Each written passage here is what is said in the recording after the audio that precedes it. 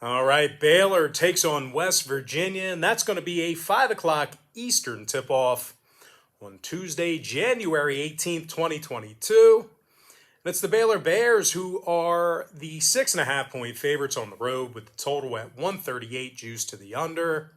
And if you want to see which one of these free YouTube picks on my channel that I'm actually betting on personally, the link for my website is in the description section below, and that's brockpage.com.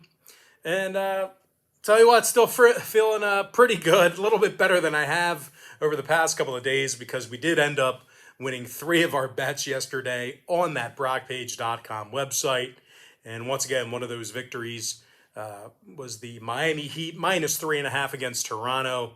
And that game was being featured as my $1.99 daily best play. And if you want to access today's $1.99 daily best play, it's only going to cost you just $1.99. You're going to end up getting access to the daily best play every single day, all the way through the end of January for just $1.99. And the way the math works out, well, if you were to sign up here today, for the DBP, it would be just 14 cents a day. But anyway, the link for that pick is in the description section below. Now, when it comes to this Baylor-West Virginia contest, it's Baylor who's on a 2-game losing streak. They also went 1-5 against the spread in their last 6 as well.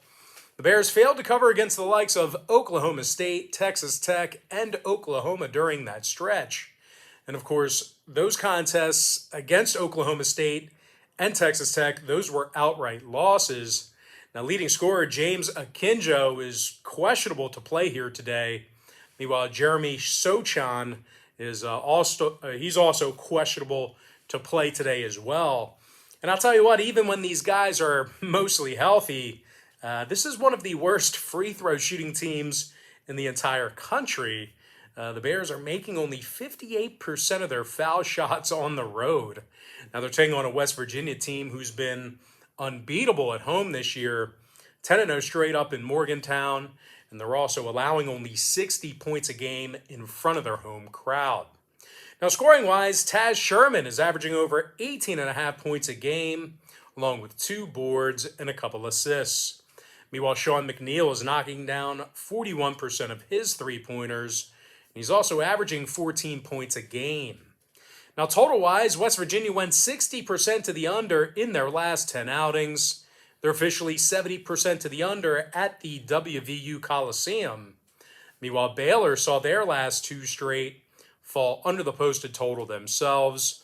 Unders recently against the likes of Oklahoma State, Texas Tech, and Villanova recently as well.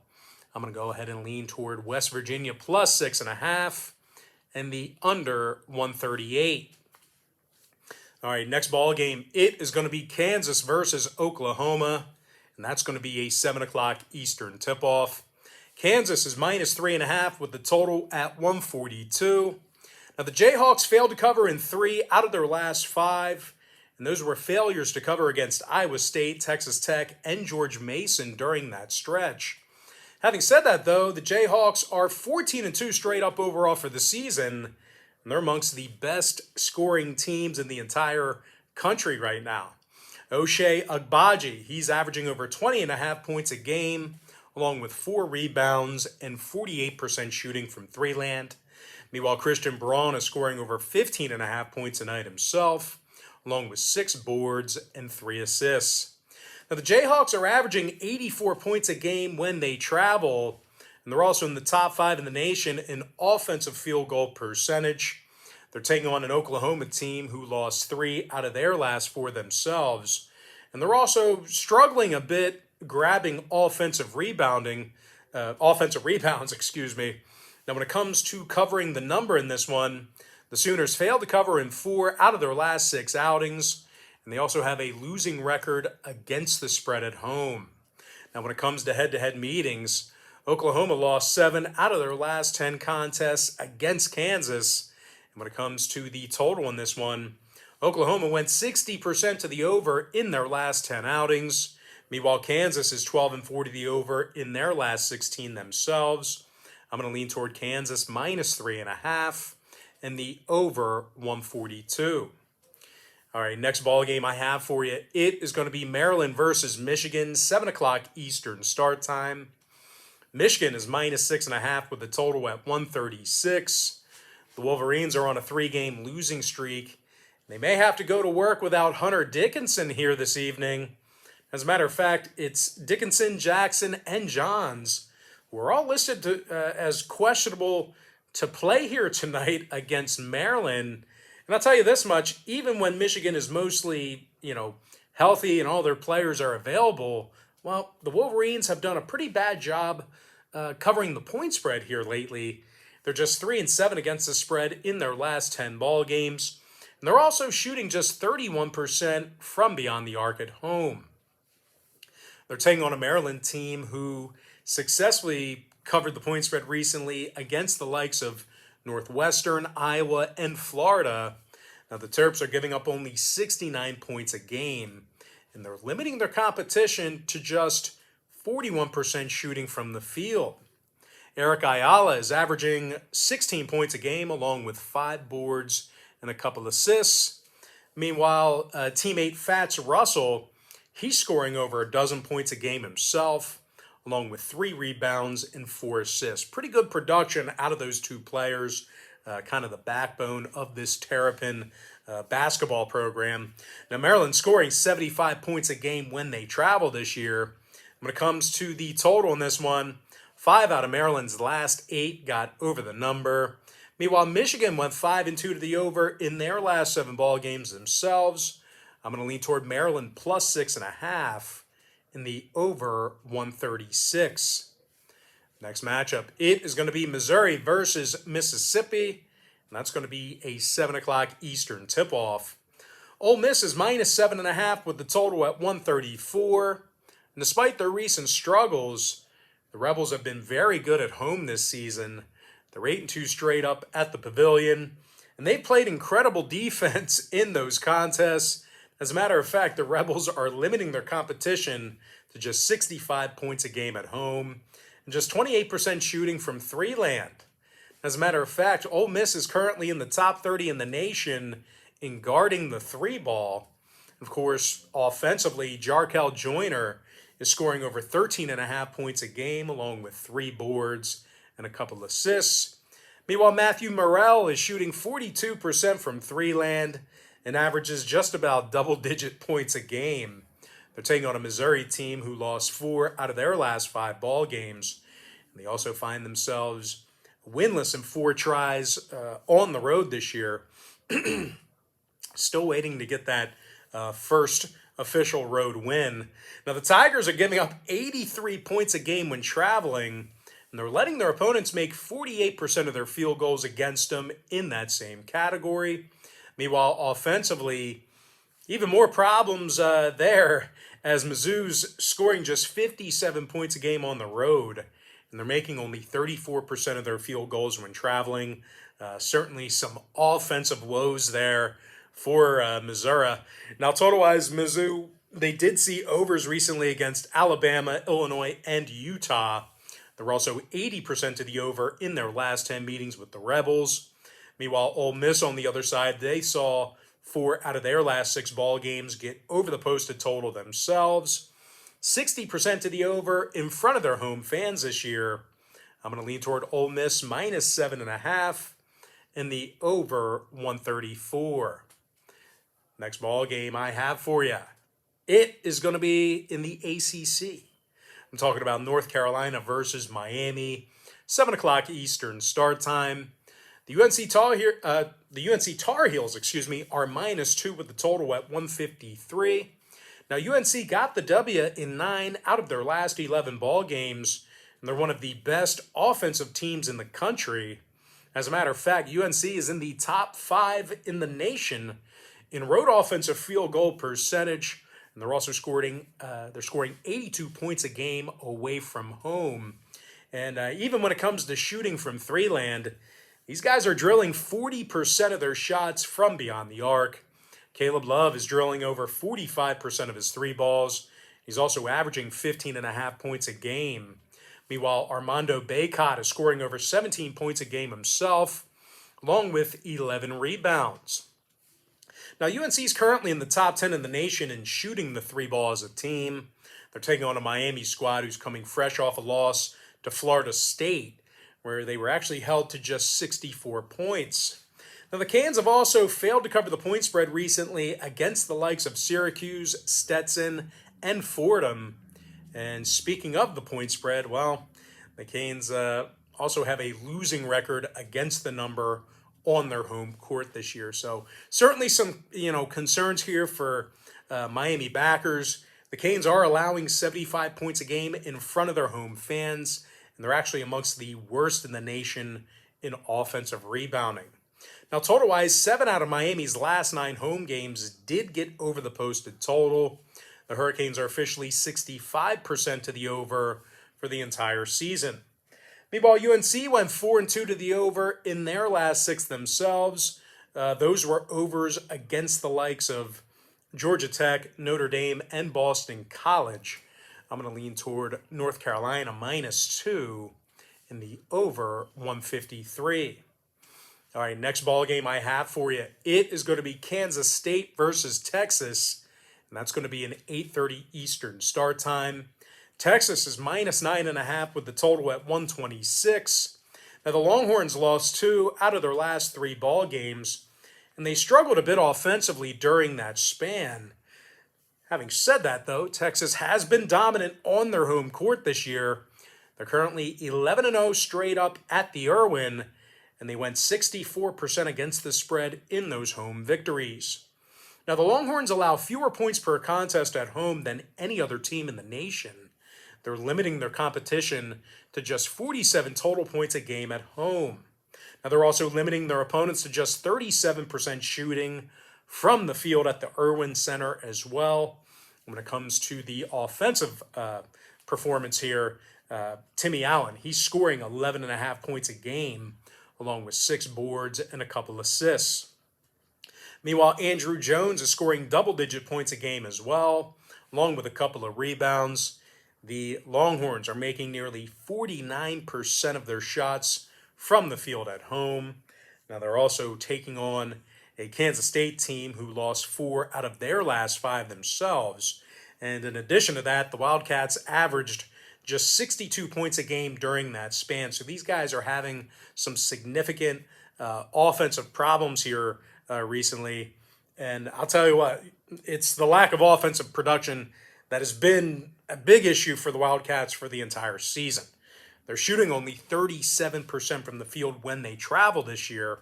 When it comes to the total in this one, Kansas State went 60% to the under in their last 10 outings, 63% to the under for the entire season as well. Meanwhile, the Longhorns saw 8 out of their last 11 home games fall under the total themselves. I'm going to lean toward Texas -9.5 and the under 126. Next ball game I have for you, it is going to be Clemson versus Syracuse, 9 o'clock Eastern start time. Syracuse is -3.5 with the total at 147. But despite being favored at home here, Syracuse lost 4 out of their last 5 ball games, and they're giving up a whole bunch of points in the Carrier Dome. As a matter of fact, the Orange gives up over 75 points a game in front of their home crowd. They're also amongst the worst in the ACC in home defensive rebounding. Now, they're taking on a Clemson team who rebounds quite well themselves. And as a matter of fact, the Tigers are in the top 30 in the country in defensive rebounding on the road. And of course, speaking of defensive play in this one, the Tigers are giving up only 66 points a game away from their home court. And they're also limiting their opponents to just 40% shooting from the field.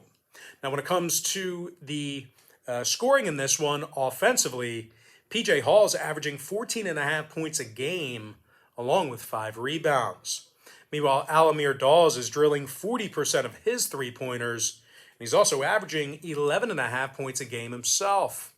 And speaking of three-pointers, Clemson's in the top 20 in the country in offensive three-point percentage.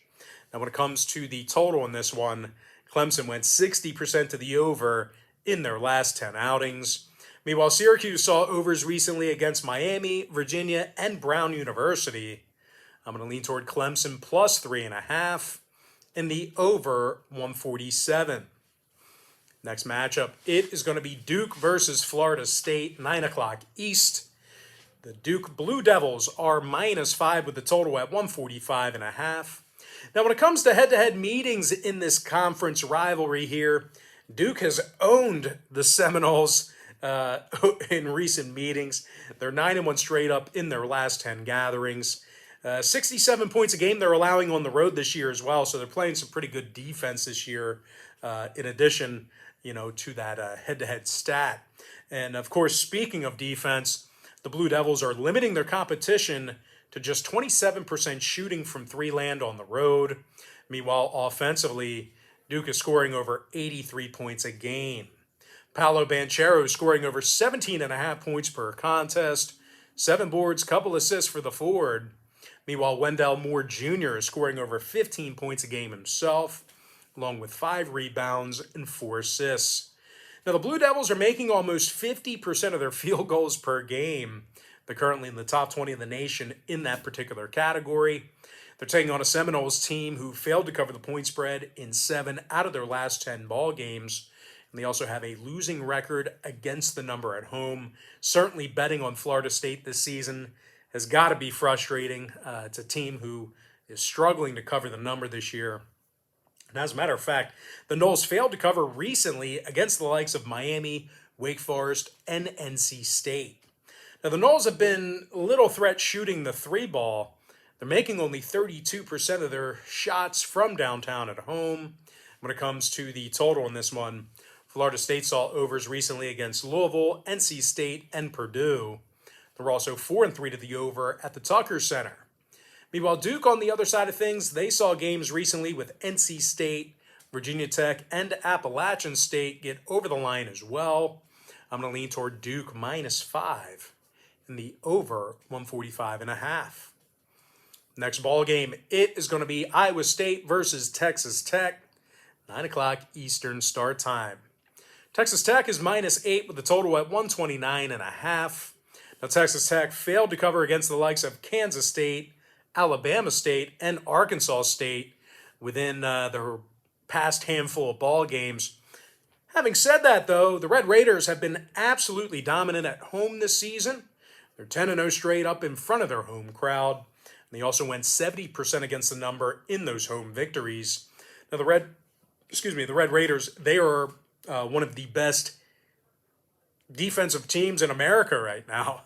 They're giving up only 58 points a game, and they're limiting their opponents to just 37% shooting from the field. Now, Texas Tech is actually in the top 15 in the country in both of those categories I just mentioned. Now, rebounding-wise, when it comes to getting boards, the Raiders are in the top 3 in the country in defensive rebounding at home. Now, scoring-wise, Bryson Williams is making 41% of his three-pointers this season, 12 points a game for the forward. Meanwhile, Kevin McCullough is averaging over 12 points a game himself, along with 5 boards and 3 assists. Texas Tech, they score 83 points a game at the United Supermarkets Arena. They're also making 52% of their field goals there. Now, Texas Tech is taking on an Iowa State program who lost 3 out of their last 5 ball games themselves, and that includes losses against Kansas, Oklahoma, and Baylor during that span. Now, the Cyclones have done a lackluster job of getting offensive boards this year. And of course, when it comes to head-to-head meetings, Iowa State failed to cover in 7 out of their last 10 ball games against the Red Raiders. Now, total-wise, Iowa State went 60% to the under in their last 10 ball games. They also saw 6 out of their last 10 meetings with Texas Tech fall under the line. Meanwhile, the Red Raiders on the other side, they are 80% to the under in their last 10 ball games themselves. I'm going to lean toward Texas Tech -8 and the under 129.5. Next matchup, it is going to be Tennessee versus Vanderbilt. That's going to be a 9 o'clock Eastern start time. Tennessee's -6.5 with the total at 135. But despite being favored in this one, the Vols failed to cover in 3 out of their last 4 ball games. 77 points a night they're giving up defensively on the road. And speaking of road games, the Vols have also done a mediocre job of grabbing defensive rebounds away from home. They're taking on a Vandy squad who won 5 out of their last 7 themselves, and that includes victories over Arkansas and BYU during that span. Now, Vandy's also been very good defensively at home. They're allowing only 62 points per contest at Memorial Gym, and they're also limiting their opponents to just 40% shooting from the field in that same category. Now, total-wise, 5 out of Vandy's last 8 fell under the posted number. The Commodores are also 60% to the under in front of their home fans. Meanwhile, on the other side of things, Tennessee went 70% to the under in their last 10 outings themselves. So with all that said and done, I'm going to go ahead and lean toward Vanderbilt plus 6.5 and the under 135. All right, next ball game I have for you, it is going to be Wisconsin versus Northwestern. And that's going to be a 9 o'clock Eastern tip-off. Wisconsin's -2 with a total at 140.5. Now, the Badgers won their last 6 straight, and they also went 12-1 straight up in their last 13. Now, the Badgers allow only 65 points a game away from home. And oddly enough, Wisconsin opponents are making only 63% of their free throws against them as well. Kind of a quirky trend there, but maybe they're fouling the right guy, or I don't know what it is. Maybe they're chirping when the other team's shooting. But regardless, once again, Wisconsin's opponents only 63% shooting from the stripe against them. Now, offensively, Johnny Davis is scoring over 21.5 points a game, along with 7 boards and a couple assists. Meanwhile, Brad Davison's averaging 15 points a night himself, along with 4 rebounds. They're taking on a Northwestern team who lost 4 out of their last 5 themselves, and they successfully covered the point spread just once during that stretch. And speaking of covering woes, the Wildcats failed to cover in 5 out of their last 8 contests on their home court. The Wildcats are amongst the worst programs in the Big Ten in defensive rebounding at home. Now, total-wise, Northwestern saw unders recently against the likes of Michigan State, Maryland, and Georgia. They also went 60% to the under in their last 10 meetings with Wisconsin. Meanwhile, the Badgers saw unders recently against Ohio State and Indiana. I'm going to go ahead and lean toward Wisconsin -2 and the under 140.5. And with that, guys, we're going to jump into our next and final matchup for the show. It is going to be Utah State versus Fresno State. That's going to be an 11 o'clock Eastern start time. Fresno State's -2 with a total at 130.5. Now, the Fresno State Bulldogs are perfect 8-0 straight up at home this season. They also went 6-1 against the spread in their last 7 at the Save Mart Center. The Bulldogs play arguably the toughest defense in the nation. They're allowing only 54 points a game at home. They're also in the top 10 in the country in defensive rebounding. Fresno State currently finds themselves in the top 3 in college basketball and fewest points allowed per game. Now, scoring-wise, Orlando Robinson's averaging nearly 20 points a game along with 8 boards and a couple assists. Meanwhile, Anthony Holland is drilling 47% of his three-pointers. He's also making over 55% of his field goals. Now, they're taking on a Utah State team who lost 3 out of their last 4 themselves. They're also giving up 77 points a game on the road. And on the offensive end of the court here, as good as they've been, well, the Aggies are actually amongst the more lackluster teams in the Mountain West in offensive rebounding. Now, total-wise, when it comes to the number in this one, Utah State went 4-1 to the under in their last 5 ball games, 6-4 to the under in their last 10 against Fresno. Meanwhile, the Bulldogs are 4-3 to the under in front of their home crowd. I'm going to go ahead and lean toward Fresno State -2 and the under 130.5. And with that, guys, we're going to jump into our quick pick recap, powered to you by my website at brockpage.com. I'm going to go ahead and lean toward West Virginia plus 6.5 under 138. Give me Kansas -3.5 over 142. I also like Maryland plus 6.5 over 136. Give me Ole Miss minus 7.5 over 134. UNC minus 2 over 153. Texas Longhorns minus 9.5 under 126. I also like Clemson plus 3.5 over 147. Give me Duke minus 5 over 145 and a hook. I'm also leaning toward Texas Tech minus 8 under 129.5.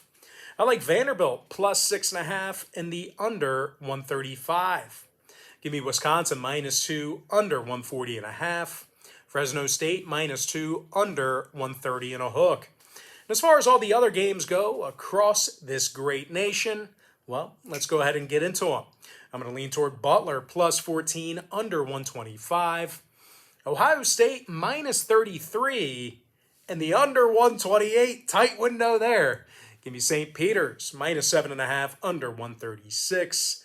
I like Akron minus 15.5 and the under 134. Give me Toledo minus 13 over 155. Virginia Commonwealth minus 2.5 over 132. Florida Gulf Coast minus 3.5 over 140. Give me Monmouth plus 2.5 in the over 146. Liberty minus 10 under 121.5. Eastern Michigan plus 3.5 over 146. Eastern Kentucky minus 7 over 163. Manhattan minus 1.5 under 137. Give me Bellarmine or Bellarmine. I don't even know how to say it. Guys, let me know in the comment section. How do you say that word? Bellarmine? Bellarmine? Bellarmine? Anyway, Bellarmine minus 7 over 141.5. Miami, Ohio plus 1 over 143. Arkansas minus 12 over 152. Dayton minus 1 under 133. ECU plus 3 over 140. Northern Illinois plus 6.5 over 146. Central Arkansas plus 11 over 147. Evansville plus 12 under 124. Richmond minus 8 over 141.5. Houston minus 18 and the under 124 and a hook in the tight window. Air Force plus 19 under 119.5. Cal State Bakersfield minus 7 under 120 and a hook. And with that, guys, that's going to do it for me. Don't forget to check me out on brockpage.com. Now, if you guys do end up getting a membership here today on my website, just keep in mind you're going to get billed the day you sign up and then the first of every month following that. So if you do end up getting a membership here today on brockpage.com, you're going to get access to those picks all the way through the end of January. Although I do tell folks in every single video, the earlier in the month you sign up, the better. And of course, if you want to get access to every single pick that I give out on that website, you may want to think about signing up for my board member package, where board members get access to every single pick that I give out on that website all the way through the end of January. But most importantly, guys, got to thank you for joining me right here on YouTube. I really hope you enjoyed all this great free content, all this great free information. And with that said, guys, happy Tuesday to you. Best of luck to you. And I look forward to seeing you later on today on my website at brockpage.com.